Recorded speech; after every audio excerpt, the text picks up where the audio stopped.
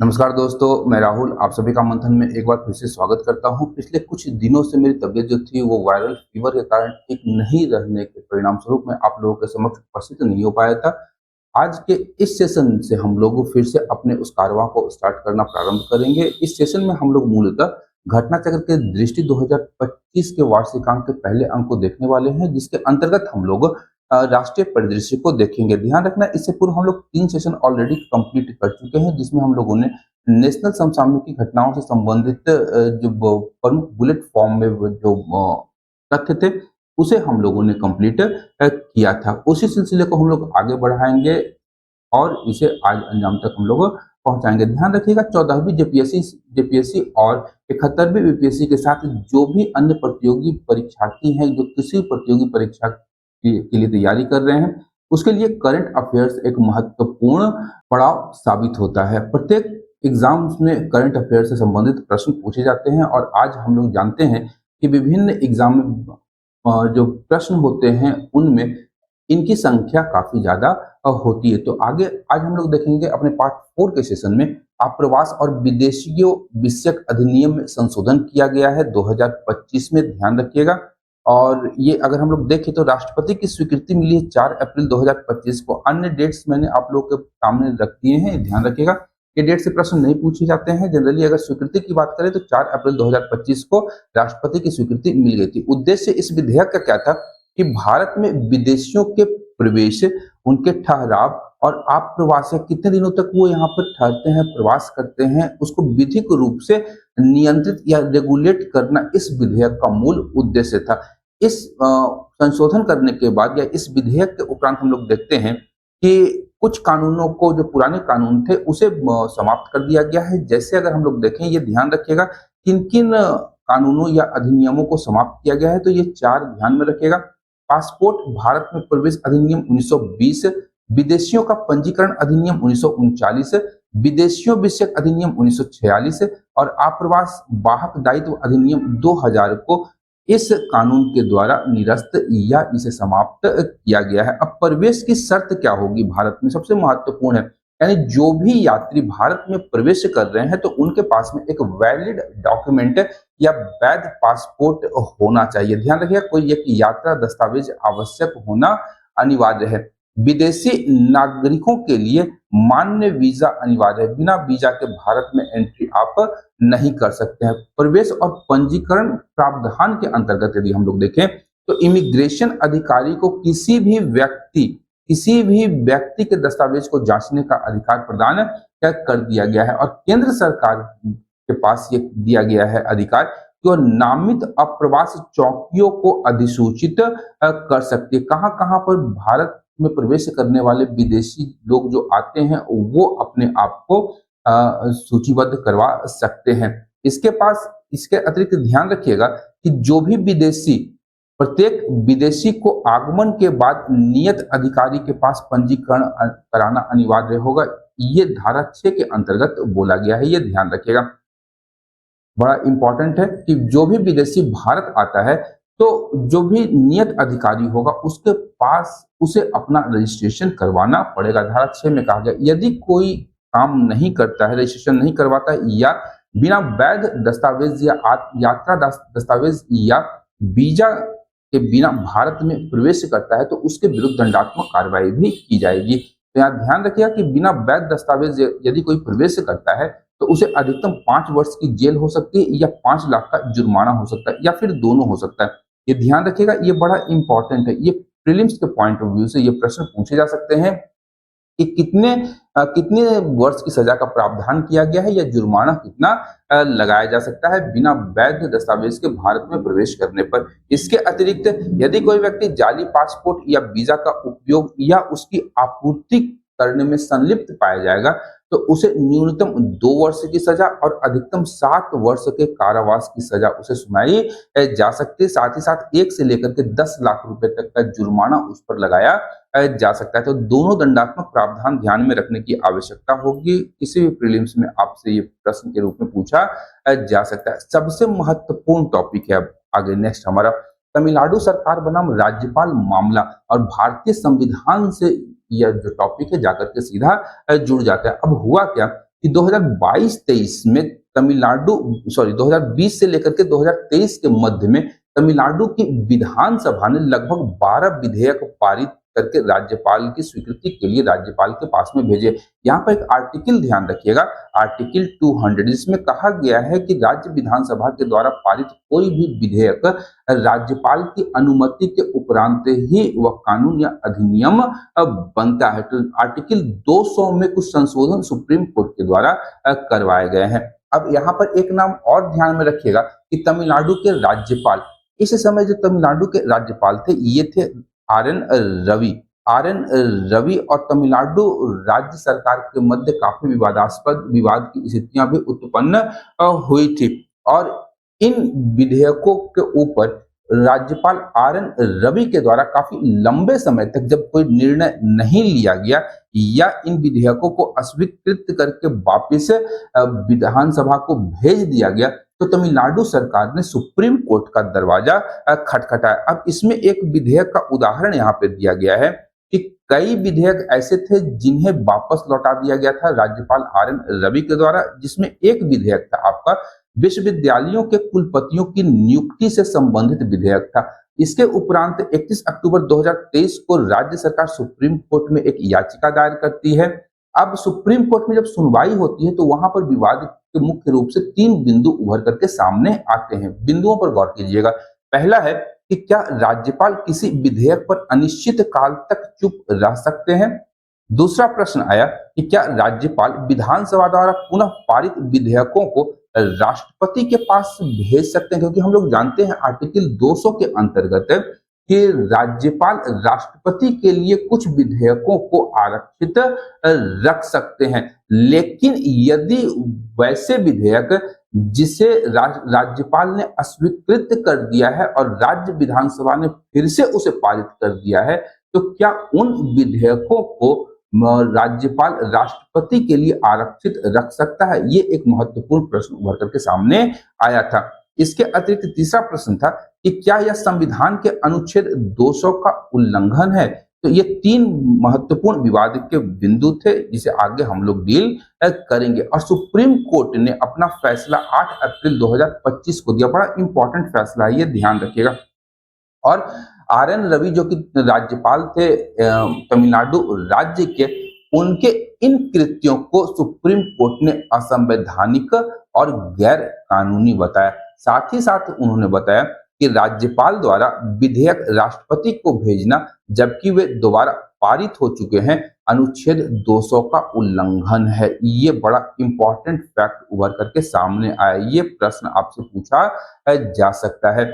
यहाँ ध्यान रखिएगा कि राज्य विधानसभा के द्वारा पारित यदि कोई विधेयक राज्यपाल के द्वारा फिर से विचार के लिए राज्य विधानसभा को भेजा जाता है और राज्य विधानसभा उसी विधेयक को फिर से पारित करके राज्यपाल की स्वीकृति के लिए भेजा जाता है, तो राज्यपाल उस विधेयक को आर्टिकल 200 के अंतर्गत राष्ट्रपति के लिए आरक्षित नहीं रख सकता है। ये सुप्रीम कोर्ट ने कहा है अपने निर्णय में। कोर्ट ने कहा है कि राज्यपाल पॉकेट वीटो नहीं कर सकते हैं, राज्यपाल के पास में पॉकेट वीटो का अधिकार नहीं है। सुप्रीम कोर्ट ने ये माना है। इसके अतिरिक्त अब इस विवाद के मध्य सुप्रीम कोर्ट ने राज्यपाल के लिए विधेयकों की स्वीकृति के लिए कुछ समय सीमाओं का निर्धारण भी किया है। अब यहाँ पे सबसे पहला है कि सरकार की सलाह पर विधेयक रोकना या राष्ट्रपति को भेजना कितने माह में कर सकता है राज्यपाल, तो 1 माह के भीतर आपको कर देना होगा। विधेयक रोक करके रख सकते हैं या राष्ट्रपति की स्वीकृति के लिए आर्टिकल 200 के अंतर्गत आप भेज सकते हैं। वहीं विधेयक को अस्वीकार भी किया जा सकता है, जिसे संदेश सहित वापस विधानसभा को लौटा सकते हैं। ये दिया है 3 माह के भीतर आप ये काम कर सकते हैं। राष्ट्रपति को भेजना, अब यहाँ ध्यान रखिएगा कि राज्य विधानसभा के द्वारा पारित कोई भी विधेयक यदि राज्यपाल राष्ट्रपति की स्वीकृति के लिए भेजता है तो वह राज्यपाल की विवेकाधीन शक्तियों के अंतर्गत आता है। यहाँ पर सरकार की सलाह कार्य नहीं कर रही होती है, राज्यपाल सरकार के सलाह के विपरीत या विरुद्ध कार्य कर रही होती है। तो राष्ट्रपति को भेजना, यहाँ ध्यान रखिएगा, 3 माह के भीतर आप राष्ट्रपति को भेज सकते हैं। पुनः पारित विधेयक पर निर्णय आपको 1 माह के अंदर देना होगा और वह अनुमोदन देना ही होगा, स्वीकृति देनी ही होगी। ये चारों पॉइंट आप लोग ध्यान में रखिएगा डेट वाइज, ये बहुत इंपॉर्टेंट है। प्रश्न यहाँ से प्रीलिम्स में पूछे जा सकते हैं, ये ध्यान रखिएगा। ये चारों पॉइंट बड़े इंपॉर्टेंट यहाँ पे हैं। इसके अतिरिक्त अगर हम लोग देखें तो यहाँ पर ध्यान रखना है हमें कि कुछ महत्वपूर्ण आर्टिकल्स है, जिसमें पहला आर्टिकल हम लोग 200 की चर्चा कर ही चुके हैं कि राज्यपाल के पास यदि कोई विधेयक राज्य विधानसभा द्वारा पारित होकर के आता है तो राज्यपाल उस पर क्या क्या काम कर सकता है, या तो अपनी स्वीकृति दे सकता है या अपनी अस्वीकृति दे देगा, या राष्ट्रपति के पास भेज सकता है विचार के लिए, या पुनर्विचार के लिए वापस विधानसभा को लौटाना। ये 4 प्रकार के कार्य राज्यपाल के द्वारा विधानसभा द्वारा पारित किसी विधेयक के ऊपर में किए जाते हैं। वहीं आर्टिकल 201 इन विधेयकों के संबंध में राष्ट्रपति के भी कुछ अधिकार सुनिश्चित करता है, जिसमें कहा गया है कि राष्ट्रपति राज्यपाल के द्वारा भेजे गए विधेयक पर या तो अपनी स्वीकृति दे सकता है या उसे अस्वीकृत कर सकता है, या संदेश सहित राज्य विधानसभा के लिए पुनर्विचार हेतु वह लौटा सकता है। ये 3 काम राष्ट्रपति आर्टिकल 201 के अंतर्गत कर सकते हैं। अब यहाँ पर एक आर्टिकल और आता है आपका आर्टिकल 142, जिसमें पूर्ण न्याय की बात कही गई है और सुप्रीम कोर्ट को पूर्ण न्याय सुनिश्चित करने का एक विशेष अधिकार देता है, और उसी अधिकार के तहत सुप्रीम कोर्ट ने राज्यपाल के लिए विधेयकों को पारित करना या उसे अपनी स्वीकृति देने की जो समय सीमा है उसे निर्धारित करने की बात कही है, और उसने इसके संदर्भ में कहा है कि इससे पूर्ण न्याय की स्थिति सुनिश्चित हो पाएगी। अब यहाँ पर हम लोग देखें निष्कर्ष के रूप में कि राज्यपाल को लोकतांत्रिक रूप से निर्वाचित सरकार की सलाह पर कार्य करना होता है। ध्यान रखिएगा, बड़ा इंपॉर्टेंट आर्टिकल है। आर्टिकल 163 में ये उल्लेख किया गया है कि राज्यपाल जो है लोकतांत्रिक रूप से चुनी गई सरकार की सलाह पर कार्य करना होता है। राज्यपाल का यह कर्तव्य है कि वह संविधान के अनुसार कार्य करे, न कि राजनीतिक गतिरोध वह उत्पन्न करे, जैसा कि इस मामले में RN रवि और राज्य विधानसभा के मध्य दिखाई दे रहा था। और यह जो निर्णय है सुप्रीम कोर्ट का, उसने संविधान की संघीय भावना और लोकतंत्र की मर्यादा को संरक्षित करने का प्रयास भर यहाँ पर हम लोग इसे देख सकते हैं कि सुप्रीम कोर्ट ने भारत के संविधान की जो संघीय भावना है और लोकतंत्र की मर्यादा है उसे सुरक्षित रखने का प्रयास किया है। नेक्स्ट है हमारा बॉयलर अधिनियम 2025। इसमें कुछ कुछ चीजें हैं, जैसा पुराना बॉयलर अधिनियम, ध्यान रखिएगा डेट यहाँ से पूछा जा सकता है कि पुराना बॉयलर अधिनियम कब आया था, तो 1923 का अधिनियम था। 1923 के अधिनियम को हटा करके अब 2025 में एक नया कानून लाया गया है, जो कि आधुनिक संदर्भों में और आधुनिक संघ में सही कानून हो सकता है, क्योंकि उस समय जो परिभाषाएं थी या उस समय जो बॉयलर वगैरह थे, आज के हाईटेक युग में उसमें काफी परिवर्तन हो चुका है। इसलिए समय के साथ यह मांग थी कि बॉयलर अधिनियम में भी सरकार परिवर्तन करे। अब बॉयलर हम लोग कहते हैं किसे, तो यहाँ पर ध्यान रखिएगा कि दबाव की सहायता से जिस यंत्र में भाप उत्पन्न किया जाता है उसे बॉयलर कहते हैं। खौलाना, बॉयल करना मतलब हम लोग किसी चीज को खौलाते हैं। विभिन्न विधायी प्रक्रियाओं का डेट यहाँ पे दिया गया है। प्रभावी तिथि आप लोग को ध्यान में रखने की आवश्यकता होगी, तो 2025 में, और यह तिथि अधिसूचना के आधार पर होगी। बॉयलर अधिनियम 2025 से प्रभावी हुआ है, ये वर्ष कम से कम आप लोग ध्यान में रखेंगे। प्रमुख प्रावधानों की बात करेंगे तो ध्यान रखिएगा विनियमन क्षेत्र में सबसे पहले कि बॉयलर एवं उसके घटकों का निर्माण, स्थापना, परिचालन, परिवर्तन और मरम्मत आदि क्षेत्र इसके अंतर्गत आएंगे। प्राधिकरण और निरीक्षण की जब हम लोग बात करेंगे तो यहाँ पर ध्यान रखें केंद्रीय बॉयलर्स बोर्ड का गठन किया गया है। राज्य सरकारें अपनी निरीक्षक नियुक्त कर सकती हैं और निजी संस्थाओं और व्यक्तियों को मान्यता देकर निरीक्षण की अनुमति राज्य सरकार दे सकती है। यदि बॉयलर अधिनियम 2025 का कोई व्यक्ति उल्लंघन करता है तो दंड के स्वरूप उसे 2 वर्ष की कैद और 1 लाख रुपए तक का जुर्माना या दोनों से उसे सजा दी जा सकती है। इसके अतिरिक्त ध्यान रखिएगा अपवर्जन भी यहाँ पर कुछ दिया गया है, एग्जम्पशंस दिए गए हैं। इसमें बताया गया है कि यह अधिनियम उन बॉयलरों पर लागू नहीं होगा, उन बॉयलरों पर लागू नहीं होगा जो 25 लीटर से कम क्षमता वाले हों। और ध्यान रखिएगा अपवर्जन से प्रीलिम्स में क्वेश्चन पूछे जा सकते हैं। साथ ही साथ 1 kg प्रति सेंटीमीटर स्क्वायर से कम दबाव उत्पन्न करते हो वैसे बॉयलर्स के ऊपर में यह कानून लागू नहीं होगा, और 100 डिग्री सेंटीग्रेड से कम तापमान पर काम करते हो। ये 3 अब एग्जाम्पशन आप लोग ध्यान में रखेंगे, ये 3 पैरामीटर है जिसके आधार पर बॉयलर्स जो हैं उसे बॉयलर अधिनियम 2025 से अपवर्जित रखा गया है, उसमें शामिल नहीं किया गया है। नेक्स्ट है हमारा भारत के सामाजिक सुरक्षा डाटा पूलिंग अभ्यास का प्रथम चरण यहाँ पे हुआ है, ये ध्यान रखिएगा। और पृष्ठभूमि क्या थी? तो आईएलओ की विश्व सामाजिक सुरक्षा रिपोर्ट 2024 और 26 के अनुसार भारत का सामाजिक सुरक्षा कवरेज वर्ष 2021 में 24.4% था। वहीं 2024 में यह बढ़कर के 48.8% हो गया। ये डेटा आप याद रखिएगा, ये डेटा इंपॉर्टेंट है प्रीलिम्स के पॉइंट ऑफ व्यू से। अब इस डेटा में सरकार जो है इस आंकड़े को सही नहीं मानती है।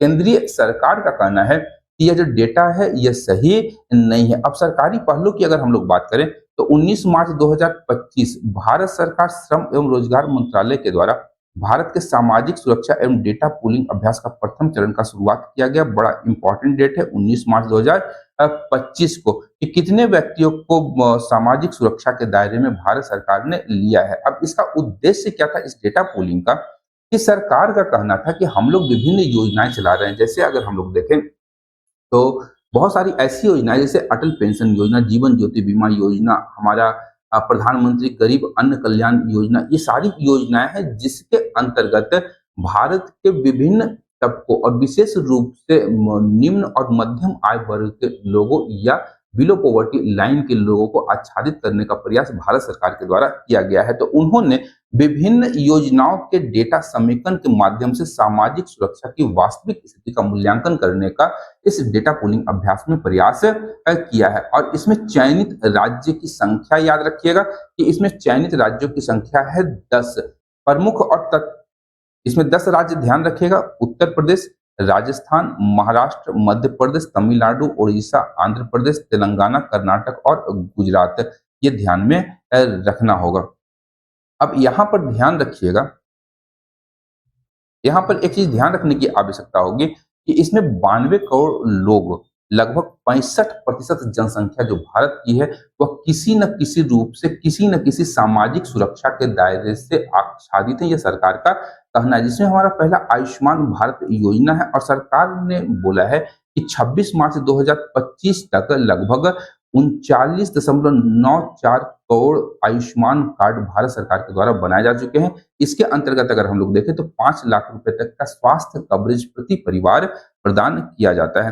वहीं प्रधानमंत्री गरीब कल्याण अन्न योजना की बात करें तो इसके लाभार्थियों की संख्या 80.67 करोड़ लाभार्थी हैं और यह डेटा कब का है? तो दिसंबर 2024 तक का। ई श्रम पोर्टल की बात करेंगे जिसकी शुरुआत 26 अगस्त 2021 को की गई थी और उद्देश्य था असंगठित क्षेत्र के श्रमिकों को यूनिवर्सल अकाउंट नंबर देकर के उनकी सामाजिक सुरक्षा को सुनिश्चित करना इस श्रम पोर्टल का मूल उद्देश्य था। ध्यान रखने का बड़ा इंपॉर्टेंट है। अटल पेंशन योजना की शुरुआत 9 मई 2015 को की गई थी और इसका लक्ष्य था कि गरीब, वंचित और असंगठित क्षेत्र के श्रमिकों के लिए एक पेंशन योजना लाना जिससे कि 60 वर्ष की आयु के पश्चात उन्हें एक निश्चित पेंशन की राशि प्राप्त हो सके। और गरीबी उन्मूलन की उपलब्धि की बात करेंगे तो यहाँ पर पिछले दशक की बात करेंगे तो 24.8 करोड़ लोग जो थे वो बहुआयामी गरीबी से बाहर निकले। ये सरकार के दावे हैं जिसने कि आईएलओ के द्वारा किए गए जो स्वास्थ्य संबंधी कवरेज है जिसमें सरकार की असफलता को इंगित करता है उसे झुटलाने का प्रयास सरकार के द्वारा किया गया है। अब आते हैं राष्ट्रीय राजधानी क्षेत्र दिल्ली विधानसभा चुनाव 2025। बड़ा इंटरेस्टिंग चुनाव हुआ था, तो ध्यान रखिएगा। विधानसभा थी 7वीं, दिल्ली की 7वीं विधानसभा थी। इसका कार्यकाल जो था 24 फरवरी 2020 से लेकर के 23 फरवरी 2025 तक निर्धारित था। यह ध्यान रखिएगा, 23 फरवरी 2025 तक इसका कार्यकाल निर्धारित था। चुनाव की घोषणा 7 जनवरी 2025 को भारत के निर्वाचन आयोग के द्वारा की जाती है और दिल्ली विधानसभा में कुल 70 सीटें हैं। ये ध्यान रखिएगा, दिल्ली विधानसभा में कुल 70 सीटें हैं जिसमें अनुसूचित जाति के लिए 12 सीटें आरक्षित रखी गई हैं। चुनाव वगैरह होता है हमारा 5 फरवरी को, मतगणना 8 फरवरी 2025 को होती है और चुनाव परिणाम की बात करेंगे तो भारतीय जनता पार्टी को 48 सीटें प्राप्त हुई थी। वहीं अरविंद केजरीवाल की आम आदमी पार्टी को केवल 22 सीटें ही प्राप्त हो पाई थी और लगभग 26 वर्षों के पश्चात बीजेपी जो थी दिल्ली में सत्ता में आई है। और दिल्ली भाजपा की नेत्री रेखा गुप्ता को 20 फरवरी 2025 को दिल्ली के 9वें मुख्यमंत्री के रूप में शपथ ग्रहण करवाया गया था। ध्यान रखिएगा, दिल्ली की यह 8वीं विधानसभा है। 7वीं विधानसभा कार्यकाल 2025 में समाप्त हो गया था और 8वीं विधानसभा के लिए चुनाव हुए थे और ये जो मुख्यमंत्री है रेखा गुप्ता, ये 9वीं मुख्यमंत्री बनी है दिल्ली की। इससे पहले अगर हम लोग देखें तो 3 ऑलरेडी जो महिलाएं थी वो दिल्ली की मुख्यमंत्री के रूप में आसीन हो चुकी थी। पहला नाम अगर हम लोग देखें तो बीजेपी की ही सुषमा स्वराज थी। इसके अतिरिक्त अगर हम लोग देखेंगे कांग्रेस की शीला दीक्षित और आम आदमी पार्टी की आतिशी मार्लेना जो थी, ये 3 दिल्ली की महिला मुख्यमंत्री रह चुकी थी और रेखा गुप्ता जो है ये चौथी मुख्यमंत्री के रूप में आसीन हुई हैं। इनका निर्वाचन क्षेत्र जो था ये शालीमार बाग था। दिल्ली के शालीमार बाग विधानसभा क्षेत्र से रेखा गुप्ता का निर्वाचन हुआ था। वहीं आम आदमी पार्टी के प्रमुख अरविंद केजरीवाल को अपनी नई दिल्ली सीट से हार का सामना करना पड़ा और उन्हें भाजपा के परवेश साहिब सिंह से 4089 मतों से हार का सामना करना पड़ा है। वहीं विजेंदर गुप्ता की बात करेंगे। विजेंदर गुप्ता को 8वीं विधानसभा, दिल्ली की 8वीं विधानसभा के लिए विधानसभा अध्यक्ष बनाया गया है। ध्यान रखिए, विजेंदर गुप्ता इंपॉर्टेंट नाम हो सकता है। और आम आदमी पार्टी को हराने वाले परवेश साहिब सिंह का नाम भी आप लोग ध्यान में रखिएगा। अब यहाँ पर ध्यान रखना अगला हमारा फरवरी 2025 में यूरोपीय आयोग के अध्यक्ष की भारत की आधिकारिक यात्रा संपन्न हुई। यूरोपीय यूनियन, ध्यान रखिएगा, भारत और यूरोपीय संघ की बात करेंगे तो द्विपक्षीय संबंध 1962 में स्थापित हुए थे। पहली बार यूरोपीय संघ के साथ भारत और यूरोपीय संघ के संबंध 1962 में स्थापित हुए थे।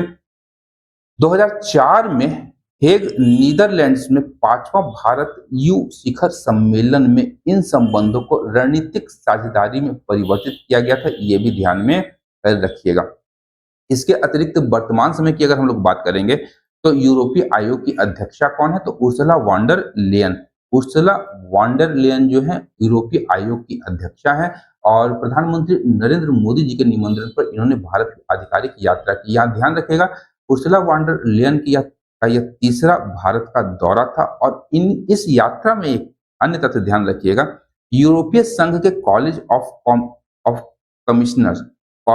कमिश्नर भी भारत आए थे और यूरोपीय संघ के कॉलेज ऑफ कमिश्नर्स की यह पहली भारत की आधिकारिक यात्रा थी। ये ध्यान रखिएगा, भारत की पहली आधिकारिक यात्रा थी।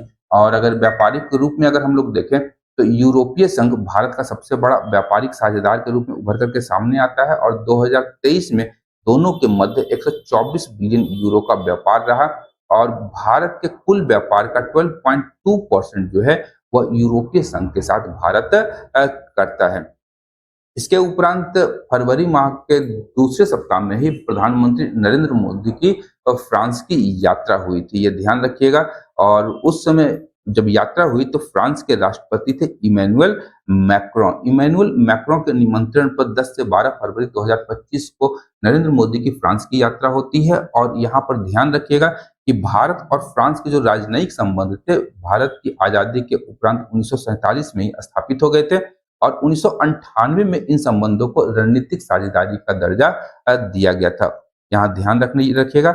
और अब जो दोनों देश हैं वो 2047 तक का एक रोड मैप तैयार करने पर सहमत हुए हैं। किस प्रकार से दोनों देश एक दूसरे के साथ में भागीदारी कर सकते हैं, 2047 का डेट आप लोग ध्यान में रखिएगा। यहाँ पर एक अन्य उल्लेखनीय तथ्य है कि प्रधानमंत्री नरेंद्र मोदी की यह 6ठी फ्रांस यात्रा थी। ध्यान रखिएगा, 6ठी फ्रांस यात्रा थी, इंपॉर्टेंट तथ्य है। और पिछली यात्रा जुलाई 2023 में हुई थी बेस्टिल दिवस के अवसर पर और बेस्टिल दिवस को फ्रांस का स्वतंत्रता दिवस भी कहा जाता है। इसी समय 1789 ईस्वी में फ्रांस के जो क्रांतिकारी थे उन्होंने बेस्टिल के किले पर अधिकार कर लिया था। तो बेस्टिल दिवस के मुख्य अतिथि के तौर पर 2030 में पार्टिसिपेट किए थे इन्होंने।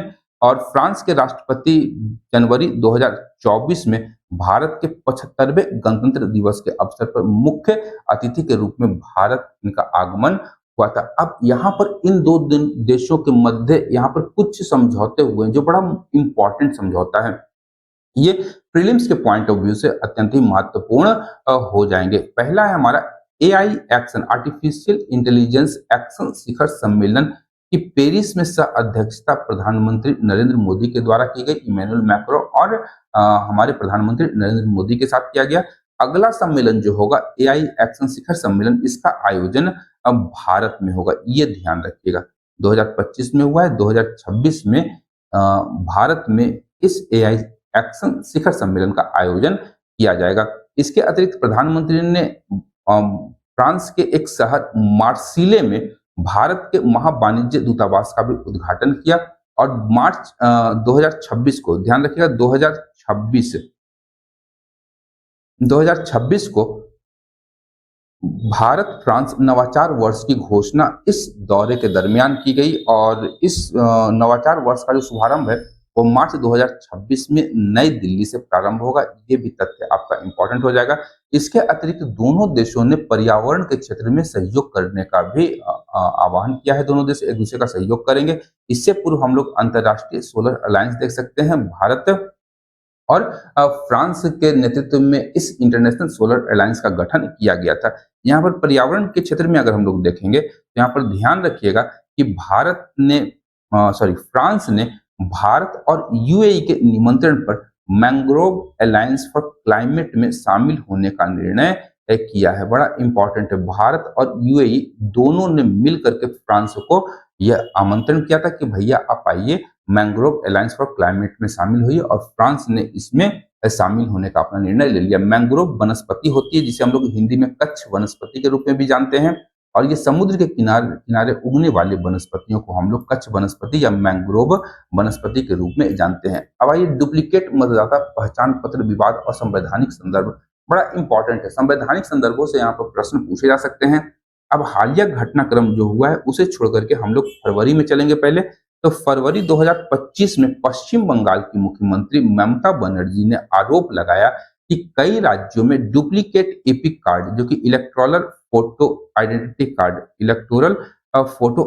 कार्ड है, वो डुप्लीकेट पाए गए हैं। इससे उन्होंने कहा कि जो भारत का निर्वाचन आयोग है उसकी कार्यप्रणाली और मतदाता पहचान प्रणाली की विश्वसनीयता पर ही सवाल उठ खड़ा होता है। इलेक्शन कमीशन ऑफ इंडिया ने भी इसे स्वीकार किया और बोला कि हम लोग इसे तय समय सीमा के अंतर्गत इसे हम लोग इसका समाधान कर लेंगे और 3 माह की समय सीमा तय की गई इलेक्शन कमीशन ऑफ इंडिया के द्वारा और उसने 2 माह में ही इसका समाधान कर दिया और सभी मतदाताओं को एक नया एपिक नंबर जारी किया गया और यहाँ पर ईआरओ नेट प्लेटफॉर्म को अपग्रेड किया गया। साथ ही साथ इसका रीजन क्या था, तो एपिक नंबरों की पुनरावृत्ति की रोकथाम करने के लिए ईरोनेट प्लेटफॉर्म को अपग्रेड किया गया। यहाँ पर कुछ महत्वपूर्ण परिभाषाएं ध्यान रखिएगा, जैसे epic electoral photo identity card, यह क्या है आपका, तो 10 अंकीय अल्फा न्यूमेरिक कोड वाला एक पहचान पत्र होता है जिसे हम लोग शॉर्ट फॉर्म में वोटर आईडी कार्ड भी कहते हैं। वोटर आईडी कार्ड भी कहते हैं। शुरुआत कब किया गया, तो 1993 में उस समय के मुख्य निर्वाचन आयुक्त टीएन शेषन ने इस मतदाता पहचान पत्र को प्रारंभ करवाया था। ईरोनेट की बात करेंगे, ईआरओ नेट की बात करेंगे तो इलेक्टोरल रोल मैनेजमेंट सिस्टम, ये ध्यान रखिएगा, इसे 2017 में प्रारंभ किया गया और इसके अंतर्गत मतदाता सूची का एक केंद्रीकृत डिजिटल प्रबंधन यह करता है ताकि यहाँ पर जो एपिक नंबर हैं उनकी पुनरावृत्ति नहीं हो पाए। अब यहाँ पर महत्वपूर्ण तथ्य जो कि संवैधानिक और कानूनी प्रावधान है उससे संबंधित है और यहाँ से एक आध प्रश्न आप लोगों से पूछे जा सकते हैं। पहला है अनुच्छेद 324। अनुच्छेद 324 में भारत में निर्वाचन प्रक्रिया के संबंध में बताया गया और बोला गया है कि भारत में जो निर्वाचन प्रक्रिया होगी उसका अधीक्षण, नियंत्रण और निर्देशन इलेक्शन कमीशन ऑफ इंडिया के द्वारा किया जाएगा।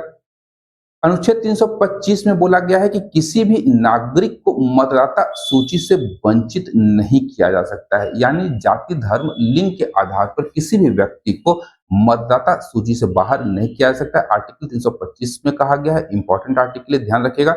और आर्टिकल 326 में कहा गया है कि वैश्विक मताधिकार के आधार पर चुनाव होगा और न्यूनतम आयु निर्धारित की गई है 18 वर्ष। अगर हम लोग देखें तो जब संविधान प्रारंभ हुआ था तो उसमें मतदान करने की आयु 21 वर्ष निर्धारित की गई थी, लेकिन 61वें संविधान संशोधन के द्वारा 61वें संविधान संशोधन 1988 के द्वारा जो मतदान करने की आयु थी उसे 21 वर्ष से घटा करके 18 वर्ष कर दिया गया था। अब बात करते हैं लोक प्रतिनिधित्व अधिनियम या जन प्रतिनिधित्व अधिनियम 1950 की। इसके धारा 17 में कहा गया है कि एक व्यक्ति एक से अधिक निर्वाचन क्षेत्रों में पंजीकृत नहीं हो सकता। यदि पंजीकृत है वो व्यक्ति तो क्या होगा, वह अपराध माना जाएगा। धारा 18 में बताया गया है कि एक व्यक्ति एक निर्वाचन क्षेत्र में एक से अधिक बार पंजीकृत नहीं हो सकता, यानी आप एक से अधिक निर्वाचन क्षेत्र में भी पंजीकृत नहीं हो सकते हैं और एक व्यक्ति जो होगा एक ही निर्वाचन क्षेत्र में एक से अधिक बार पंजीकृत नहीं हो सकता है, रजिस्टर्ड नहीं हो सकता है। ये धारा 17 और 18 में बताया गया। ये दोनों धाराओं को आप लोग ध्यान में रखिएगा। इसके अतिरिक्त जन प्रतिनिधित्व प्रतिनिधित्व अधिनियम 1951 है, उसकी धारा 62 में कहा गया है कि पंजीकृत मतदाता एक निर्वाचन क्षेत्र में केवल एक बार ही मतदान कर सकता है, 2 बार मतदान नहीं कर सकता है। तो ये कुछ प्रावधान है जिसे आप लोग ध्यान में रखेंगे और आने वाले एग्जाम में यदि पूछे जाते हैं तो सही सही उत्तर इसका आप लोग दे पाएंगे। अब एक आते हैं, एक बांध है मुल्ला पेरियार, केरल में है, ध्यान रखिएगा केरल में एक बांध है मुल्ला पेरियार बांध, जिसके परिणाम स्वरूप केरल और तमिलनाडु के मध्य लगातार विवाद की स्थिति बनी रहती है। तो सबसे पहले मुल्ला पेरियार बांध कहाँ पर है, तो ये ध्यान रखिएगा पेरियार नदी पर स्थित है, पेरियार नदी पर है। यहाँ पर दो नदियां हैं बेसिकली, एक है मुल्ला यार और पेरियार नदियों के संगम पर इस बांध का निर्माण किया गया है और यह गुरुत्वाकर्षण चिनाई बांध है। यह केरल के इडुक्की जिले के थेक्कडी में स्थित है। थेक्कडी वहां का एक गांव है जहां पर यह बांध एग्जिस्ट करता है। बांध केरल में है लेकिन इसका लाभ तमिलनाडु राज्य को मिलता है। निर्माण कार्य की बात करेंगे तो 1887 में इसका निर्माण कार्य प्रारंभ हुआ था और 1895 में यह पूर्ण कर लिया गया था। निर्माण कार्य पेनी क्विक के नेतृत्व में किया गया और ध्यान रखिएगा मुल्ला यार और पेरियार नदियों के संगम पर पूर्व में चर्चा हम लोग कर चुके हैं। अब यहाँ पर बांध का जो संचालन है उसके लिए एक पट्टा समझौता किया गया था 1886 ईस्वी में।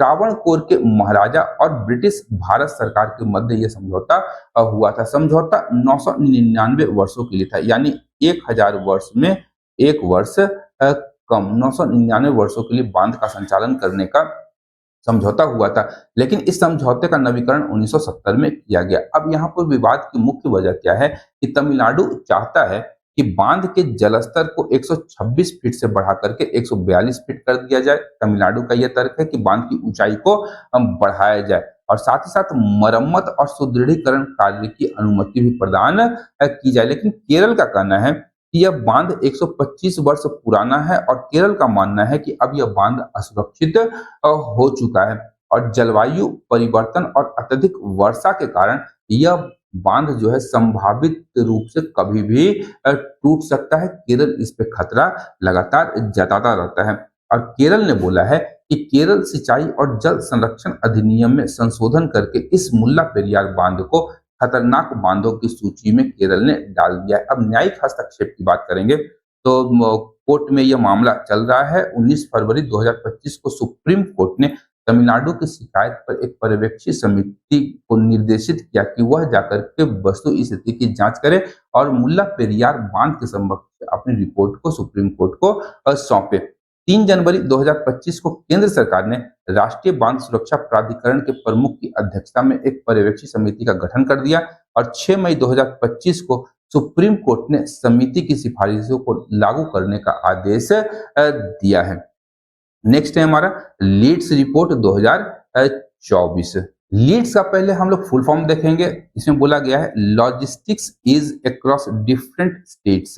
Logistics is across different states, यह जो रिपोर्ट है बेसिकली भारत के वाणिज्य एवं उद्योग मंत्रालय के उद्योग संवर्धन और आंतरिक व्यापार विभाग DPIIT के द्वारा तैयार किया जाता है। ये ध्यान रखें। उद्देश्य क्या है तो भारत में राज्यों और केंद्र शासित प्रदेशों में लॉजिस्टिक्स पारिस्थितिकी तंत्र की स्थिति की समीक्षा करना और इसके लिए उन्हें अपना रैंक प्रदान करना। पहला संस्करण लीड्स रिपोर्ट का 2018 में आया था और जो 2024 का जो संस्करण है या 2024 का जो रिपोर्ट है यह इसका छठा संस्करण है। इसे 3 जनवरी 2025 को जारी किया गया और जारी किसने किया? तो वाणिज्य मंत्री पीयूष गोयल के द्वारा इसे जारी किया गया था। रिपोर्ट की विशेषताएं क्या है? ध्यान रखिएगा, धारणा आधारित और उद्देश्य परक, परसेप्शन बेस्ड और ऑब्जेक्टिव बेस्ड इसकी मूल्यांकन विधियां हैं। यहाँ पर ध्यान रखिएगा कि कुल 17 धारणा आधारित संकेतक या पैरामीटर का उपयोग किया, जिन्हें 4 स्तंभों या पिलर्स में विभाजित किया गया था। नवीन इसमें कुछ चीजों को जोड़ा गया पैरामीटर्स को, जिसमें सस्टेनेबिलिटी और इक्विटी लॉजिस्टिक्स को 2024 में चौथे स्तंभ के रूप में पहली बार शामिल किया गया। ये बड़ा इंपॉर्टेंट है, इसे याद रखिएगा आप लोग कि सस्टेनेबिलिटी और इक्विटी लॉजिस्टिक्स को वर्ष 2024 में चौथे स्तंभ के रूप में पहली बार शामिल किया गया है। इसके आधार पर ही राज्यों की रैंकिंग प्रदान की गई है लीड्स 2024 में। तो सबसे पहले हम लोग बात कर लेंगे लैंड लॉक्ड स्टेट्स की। तो इसमें अचीवर्स के रूप में उत्तराखंड को स्थान दिया गया, उत्तराखंड अचीवर्स के रूप में है। वहीं उत्तर प्रदेश चौथे स्थान पर है, ये ध्यान रखिएगा।